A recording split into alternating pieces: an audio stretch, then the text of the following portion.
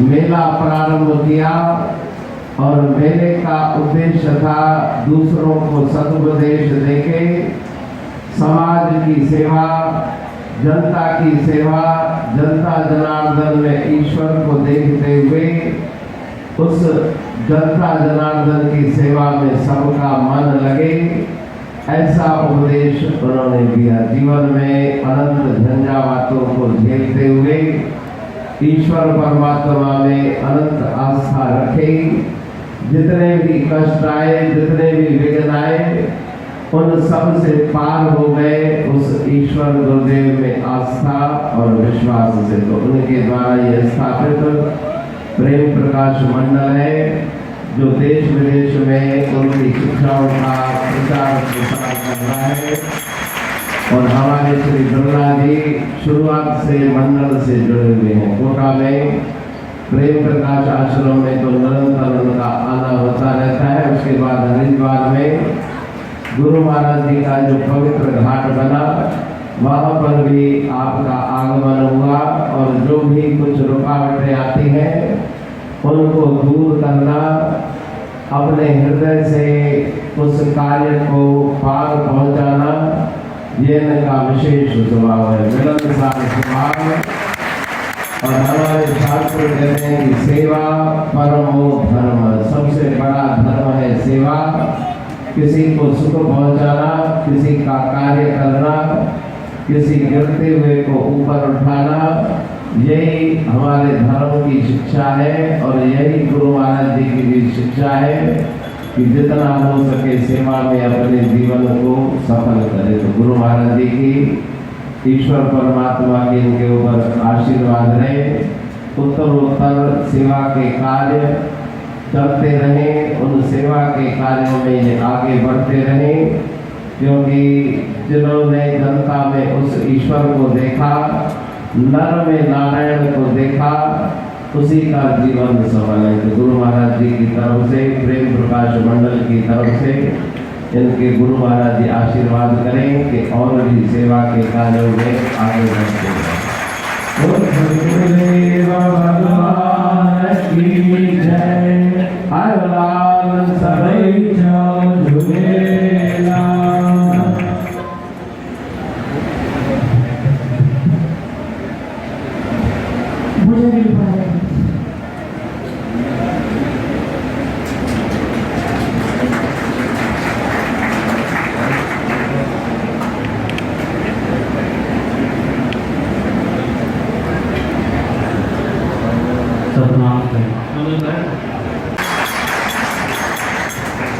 यहाँ पधारे सभी श्रद्धालु जो देश के अलग अलग राज्यों से आए हैं, देश के बाहर भी जो पुरुषार्थ से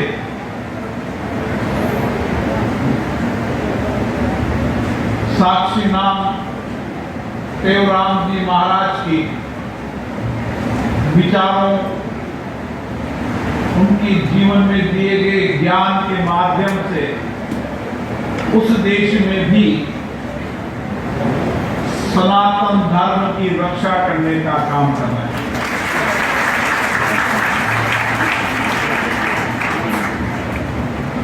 संत साई देवराम जी महाराज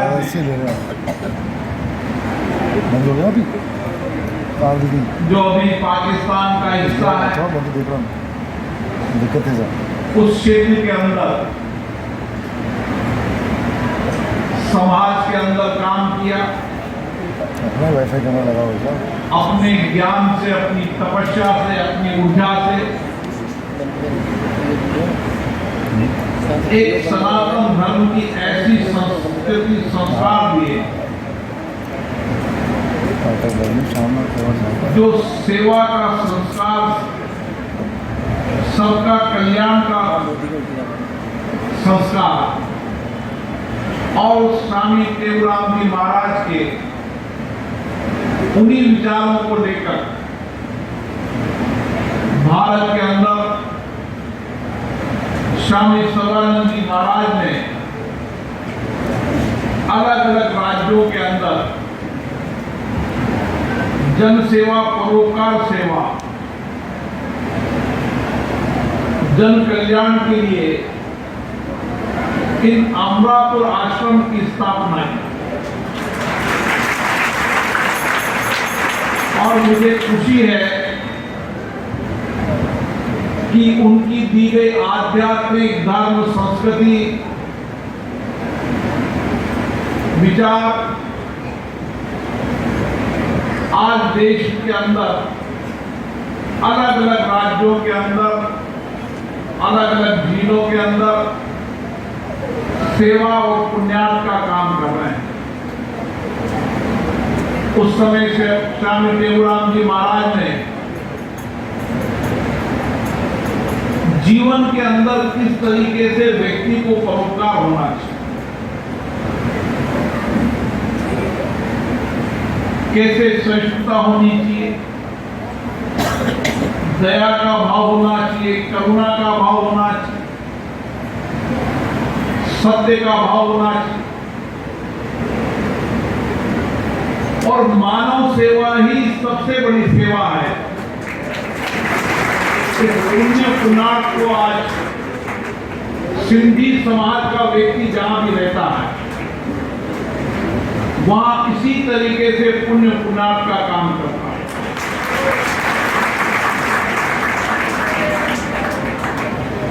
जब भारत का विभाजन हुआ,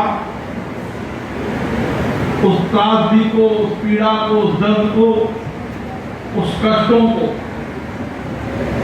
सबसे ज्यादा सहा तो सिंधी समाज ने था। किस तरीके से आधी रात को अपना सब कुछ छोड़कर भारत आए और भारत में आकर अपने पुरुषार्थ से, अपने कठिन परिश्रम से और आध्यात्मिक और धर्म की सेवा के कारण आज देश के अंदर सिंधी समाज एक ऐसा समाज है जो हर जगह पुण्यार्थ का काम है।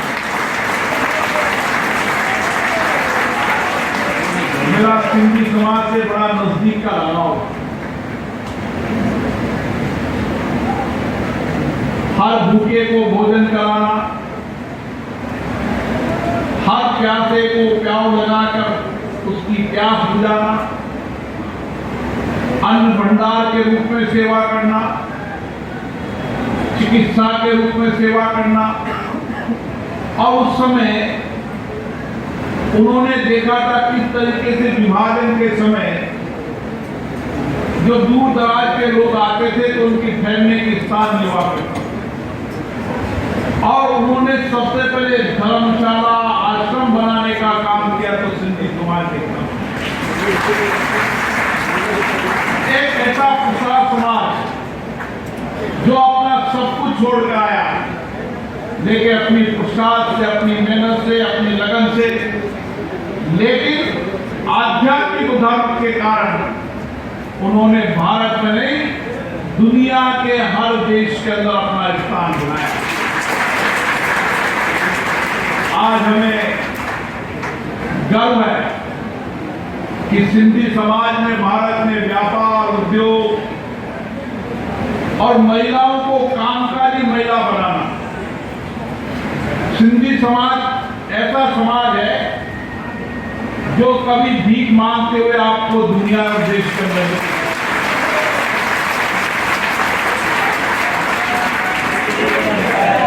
अति कड़ी मेहनत के कारण जब दूर दराज के गांवों के अंदर लोगों को खाने का सामान नहीं मिलता था तो उस जंगलों के अंदर साइकिल से पैदल चलकर उस उपभोक्ता को सस्ती और अच्छा सामान मिले, उसका काम भी सिंधी समाज ने किया। घर में महिलाओं में जो हम आज कह रहे हैं कि लघु कुटीर उद्योग होना चाहिए, उन लघु कुटीर उद्योग को काम का सबसे पहले शुरुआत की तो सिंधी समाज की महिलाओं ने की। महाराज जी, मैं एक लंबा प्रवचन दे सकता हूँ। जितना सिंधी समाज को मैं जानता हूँ, जितना मैंने नजदीक से देखा है, उनके जीवन को देखा है, उनके त्याग को देखा है, तपस्या को देखा है, समर्पण को देखा है, निष्ठा को देखा है। ऐसा समाज सभी समाजों के लिए प्रेरणा है। मुझे अभी स्वामी जी मिले थे हरिद्वार के अंदर, और हरिद्वार के अंदर उन्होंने कहा कि सबसे बढ़िया घाट बनाया तो सर्वानंद जी महाराज का बनाया, स्वामी भगत का। वहां की सेवा, ये अमरापुर का जयपुर का स्थान, जहाँ किसी को भोजन नहीं मिलता, अमरापुर के स्थान पर जाए, 2 टाइम हम भी कई बार ठहरेंगे यहाँ पर। हमें सबसे सस्ता ठहरने का स्थान अगर सबसे नजदीक और जयपुर के हृदय के स्तर में था तो ये अमरापुर का स्थान है।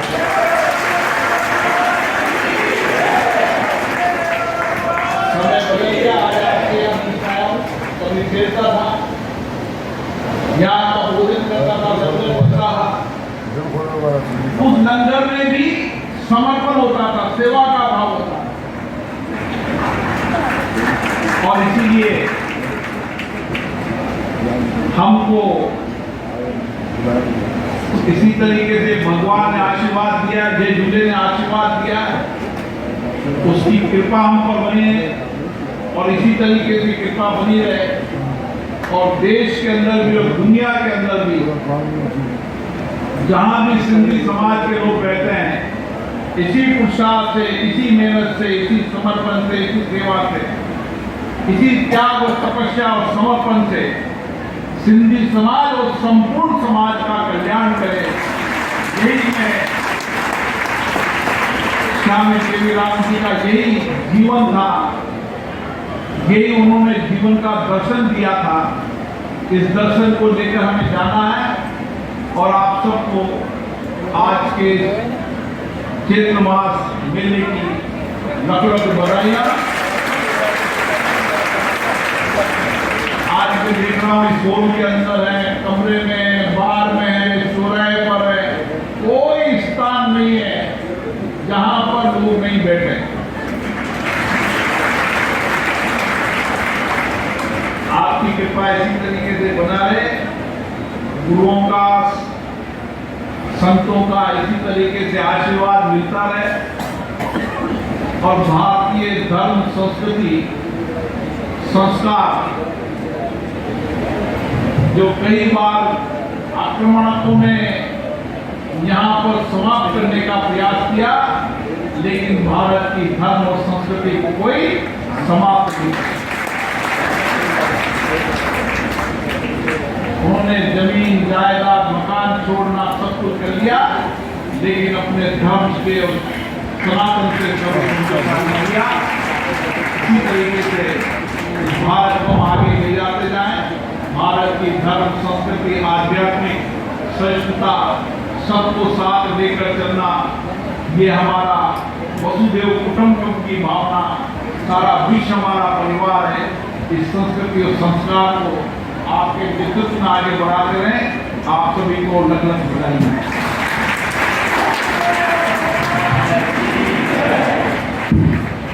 सम्माननीय बिलाल जी का बहुत ही बढ़िया उद्बोधन, एक नई जान